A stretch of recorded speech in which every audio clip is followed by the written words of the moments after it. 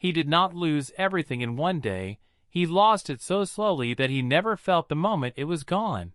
And that is the most dangerous way to lose anything. Evan Mercer used to wake up and feel the house breathe with him.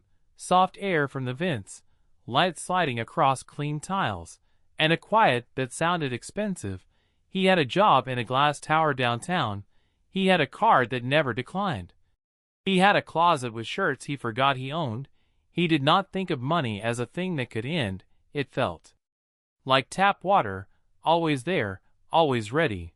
So he bought small comforts, a new phone case, a ride instead of a walk, lunch delivered even when the cafe was across the street, and he bought big conveniences too, extra storage he never used, subscriptions he forgot to cancel, seats closer to the stage, tips that were generous because it made him feel like a good guy. He told himself he earned it, and he did. At least that is what he believed. His friends laughed when he said yes to every plan. His coworker Denise called him steady. His neighbor Mia waved from the hallway and said, "You always look like you are heading somewhere important." Evan liked that. He liked the feeling of forward motion. Then one Friday, he checked his app while waiting for an elevator, and the number on the screen looked normal at first, but a small line of text under it was new. It said service charge. It said interest. It said a late fee from a month ago that he had missed. He frowned and shrugged. He paid it. Right there. And the elevator arrived, and the moment passed. Later that night he met Caleb and Jordan for drinks. The place had low lights and polished wood. Evan paid the bill as usual. Caleb said, "You are going to make the rest of us look bad." Evan laughed and said, "It is fine. It is just money." And he meant it. He really did, because in his mind money was a background sound, not a story. And that is how the first month of becoming poor began. Not with a crash, not with a headline, just with a tiny scratch on glass, so small you only saw it when the light hit at the right angle. He went home. He kicked off his shoes. He opened the fridge and saw food he would not finish. He closed it and ordered something anyway. He told himself it saved time. He told himself time was worth more. And for a while that logic felt perfect, like a clean equation. He did not notice the way the numbers were changing behind the curtain. The next month nothing dramatic happened, and that was the problem. The leak was quiet. It did not announce itself. Evan still went to work, still smiled in meetings, still answered emails with cheerful words. But he began to feel a new habit. He checked his balance more often, not with fear, more like curiosity, as if he was tracking a score. He saw his savings dip a little. He said to himself, "Okay, that is normal. Rent, groceries, the usual." But the dip did not bounce back the way it used to. His paycheck landed, and the account rose. Then it sank again. Faster than before, he started to notice how many little charges lived in the margins. A streaming service for documentaries he never watched. A gym membership he used twice. Cloud storage he paid for because he was afraid to delete old photos. And a set of automatic deliveries, vitamins, fancy soap, a meal kit he stopped cooking. Each one seemed harmless alone. Together they were a crowd. He canceled a few. He felt proud for 10 minutes. Then he celebrated by ordering takeout at the office. Denise talked about budgeting like it was a normal adult skill. Evan laughed and said, "I should probably do that too." Denise raised her eyebrows and said, "You should, even if you are doing great, because great can change." He nodded, but he did not absorb it. He still believed he was the kind of person money listened to. That month he bought a jacket on sale. He told himself it was smart, because it was discounted. He did not notice that discounted was still spending. He did not notice he was using his card for groceries instead of his debit. He began moving payments around. Not because he had to, he told himself, just because it was efficient. One evening Mia met him in the hallway and asked if he wanted to split a big pack of paper towels. She said it is cheaper that way. Evan said sure, and for the first time he felt a strange warmth in that idea. Cheaper, not worse, just lighter. He carried his half into the apartment and thought, maybe I have been remembering the wrong kind of comfort.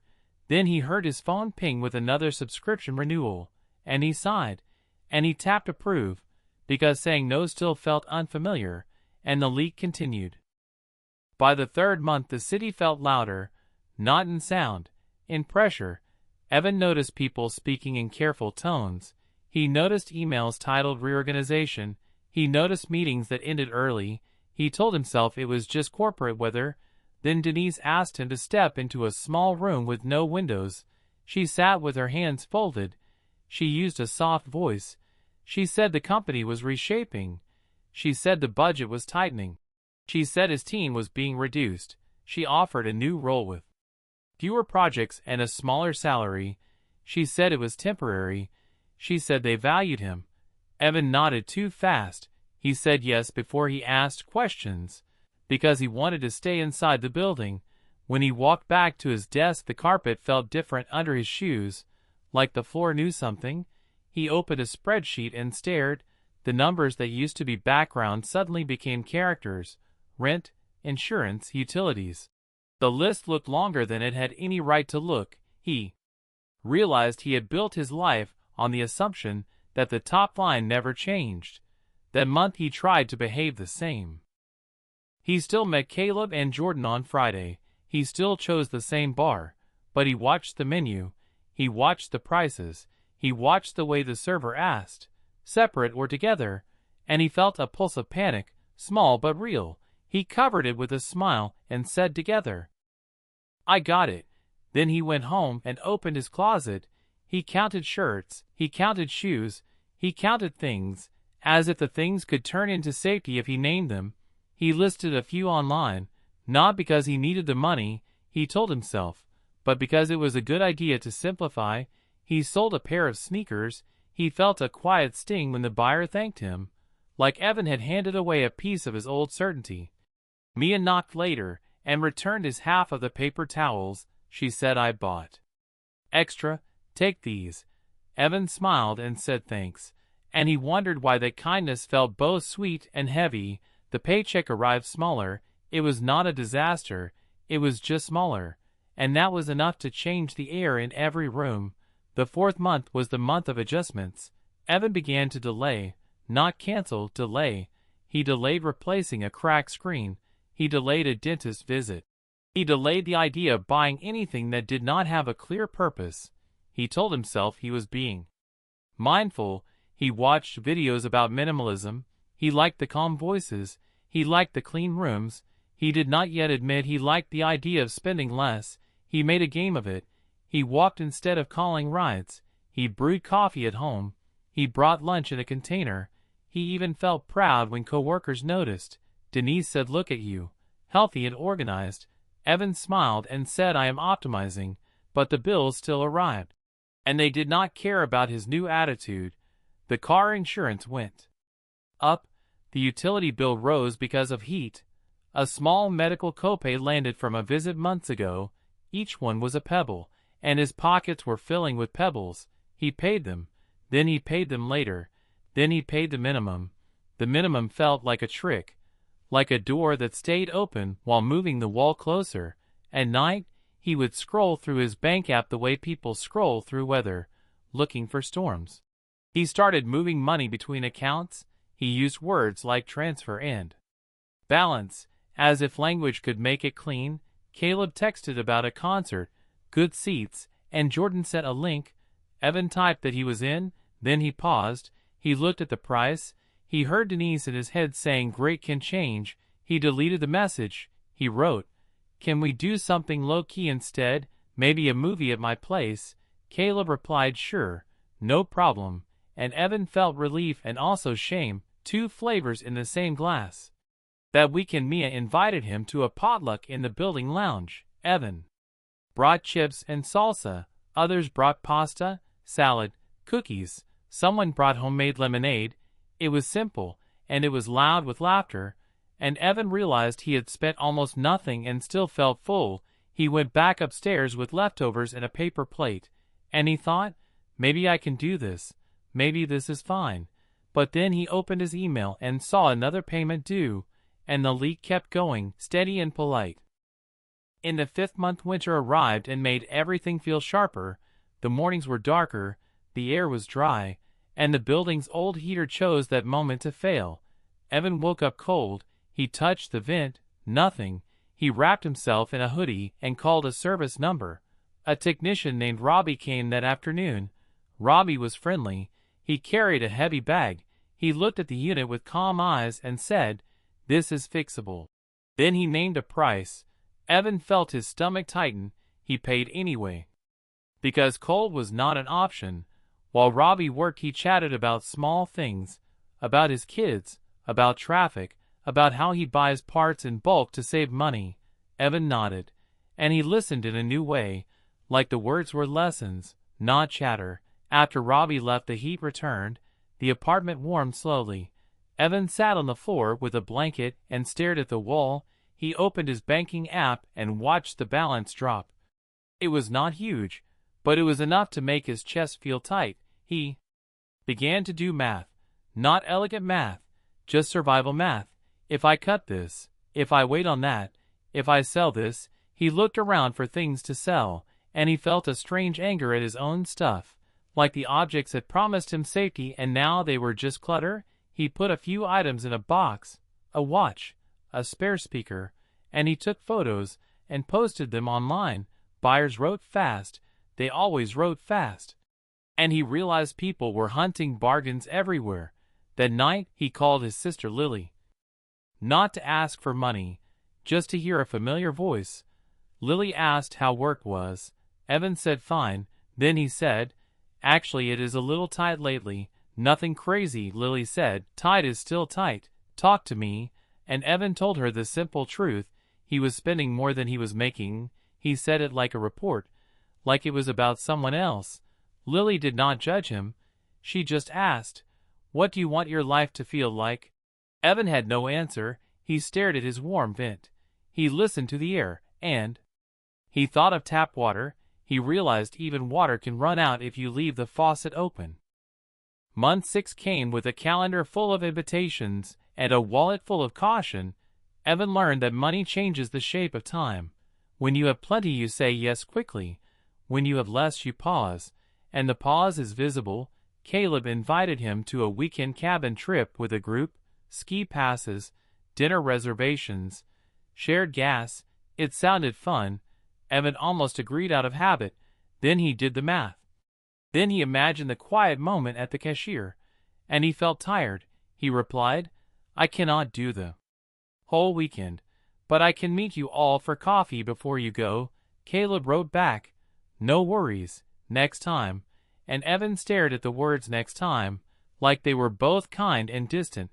Jordan posted photos from a new restaurant, bright plates, fancy drinks, and Evan scrolled fast. Not from jealousy exactly, more from a feeling that he was watching a movie he used to be in. At work, he tried to take on extra tasks to prove himself. He stayed late. He volunteered. He smiled harder. Denise noticed and said, "Pace yourself." Evan said, "I am fine," but his body disagreed. His sleep got shallow. His appetite got strange. One evening, Mia found him in the hallway with a box of items he was donating. She said, "Moving?" Evan said, "Not yet, just clearing space." Mia helped him carry the box downstairs. She told him she grew up with a mom who saved every receipt. She said it made her anxious. So now she keeps things simple. She buys less. She fixes what she can. She borrows books from the library. Evan smiled and said, "I used to think that was only for people who had to." Mia shrugged and said, "Or for people who want to." They walked back upstairs, and Evan felt something loosen inside him, like a knot releasing one strand. Later, he sat with his laptop and made a list: true needs, rent, food, transport, and then the extras. And the extras were many. He canceled more subscriptions. He called the gym and ended it. He felt a small fear, then a small relief. He cooked pasta. He ate slowly. He noticed the quiet pleasure of doing one simple thing well. And still, at the end of the month, the numbers were lower, not because he failed, but because the past was still charging interest. and he began to understand that old choices keep taking payments even after you stop choosing them. In month 7, Evan drove out of the city to his father George's small town. He said it was for a weekend break, but really he needed a place where his balance did not follow him in every store window. George lived in a modest house with a neat yard, a few tools on a pegboard, and a porch chair that creaked in a friendly way. George hugged him, asked if he was hungry, and made eggs and toast. Nothing fancy, just right. They ate at a table with scratches from old dinners. George told stories about neighbors, about a leaky roof he fixed with his friend Hank. Evan listened and watched his father's hands, hands that measured, repaired, and reused, hands that did not panic. After breakfast, George said, "Let us take a walk." They walked past quiet streets, past a hardware store, past a diner. George said, "You know, when I was your age, I thought money was a ladder. Climb and climb. Never look down. Then I learned it is more like a garden. You water it, you weed it. You pay attention. If you ignore it, it does not scream. It just thins out." Evan felt his throat tighten. He almost told his father everything, but the words got stuck. So he told a smaller truth. Work changed. Pay changed. I am adjusting. George nodded like it was normal, because it was. George did not lecture. He just asked, "What have you cut? What have you kept?" Evan said, "I kept rent, food, and pride." George chuckled and said, "Pride is the most expensive line item, and it is the easiest one to hide." That night they watched a game on TV. George popped popcorn. Evan noticed how his father enjoyed it without buying anything extra. No premium package, no special snacks, just the moment. Evan slept in his old room. The bed was narrow. The air smelled like clean laundry. In the morning he woke up early and stared at the ceiling, and he realized how tired he had been. Not from work, from pretending. Before he left, George handed him a small envelope. Evan shook his head. George said, "Not money. Just something I kept." Inside was a note George had written years ago, a list of goals: pay off debt, save a little, be kind, stay steady. Evan folded it carefully. He felt a calm sadness and a calm hope, and he drove back to the city with that paper in his pocket. Month 8 was the month Evan stopped acting like the leak was a surprise. He faced it like a project. He searched listings and found a smaller apartment across town, less space, lower rent, more stairs, and sunlight that reached the floor. He signed the lease with a pen that trembled a little. Then he started packing.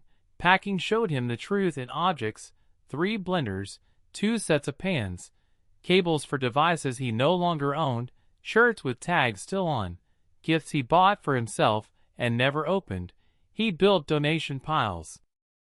He built sell piles. He built trash piles, and each pile felt like a lesson. Mia showed up with cardboard boxes and tape. She said, "I have moved 5 times. I am good at this." Evan said, "You do not have to help." Mia said, "I know. I want to." And that simple sentence made him breathe easier. They worked in steady rhythm. Lift, fold, label, carry. Mia told stories about her job in event planning, how she learned to make a budget and stick to it, how she learned that people confuse expensive with meaningful. Evan listened, and he began to notice how often he had bought things to signal that he was okay. He had never said it out loud, but the purchases had been little banners: "I am safe. I am successful. I belong here." When the moving day came, he hired the cheapest help he could find. He helped them carry. His arms ached, but the pain felt honest. In the new place, the rooms looked empty at first, and the emptiness felt scary. Then it felt clean. He placed his few favorite things: the mug from a road trip, a photo of Lily laughing, a book George gave him, and the apartment began to feel like a home again, just a quieter one. That night Mia and Evan ate pizza on the floor.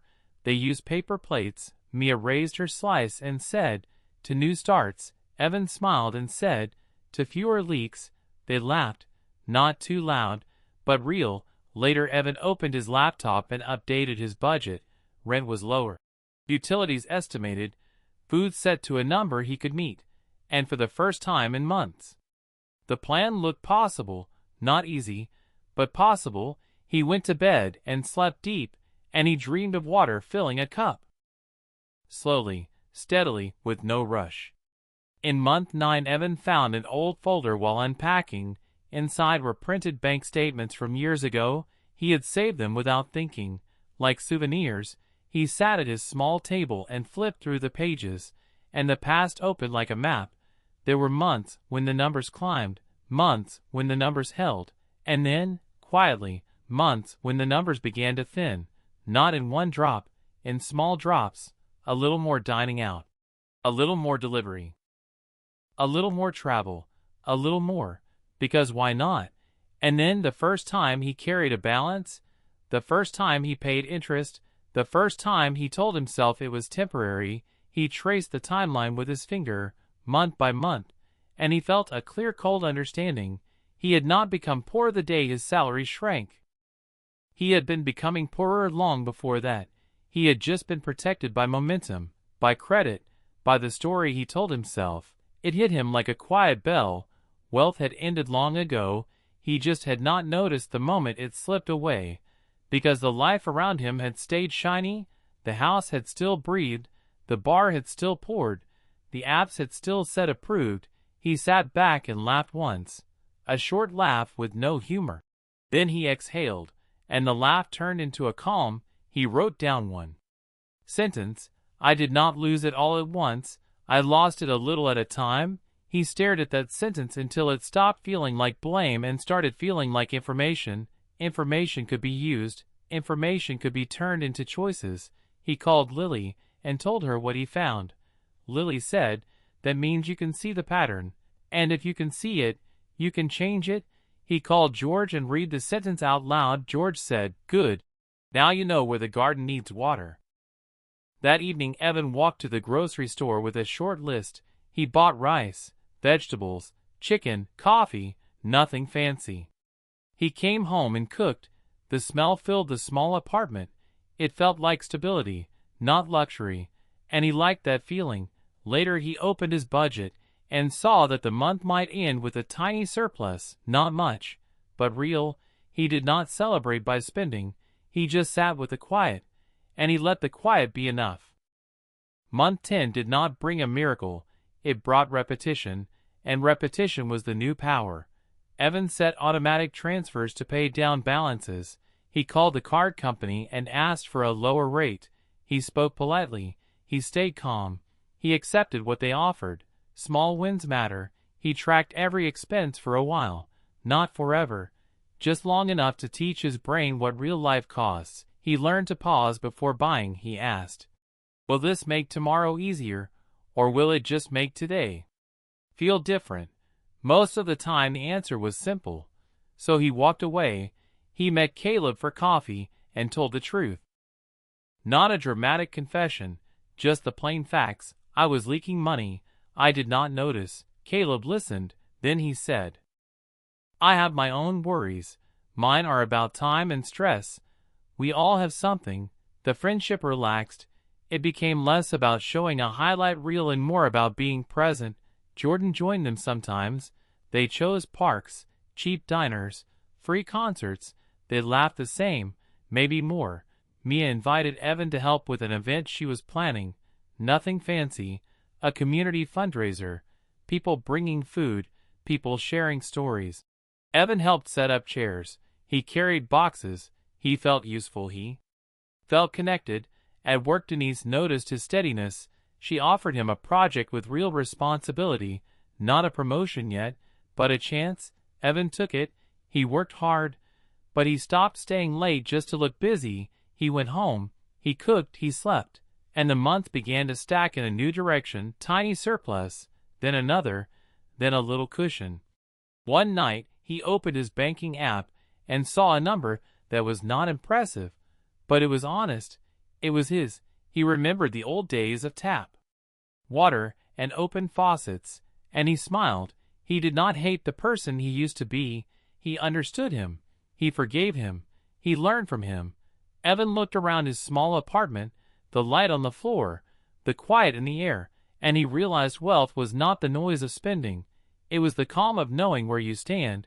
It was the ability to breathe without pretending, and this time he noticed the moment it arrived, because he was paying attention.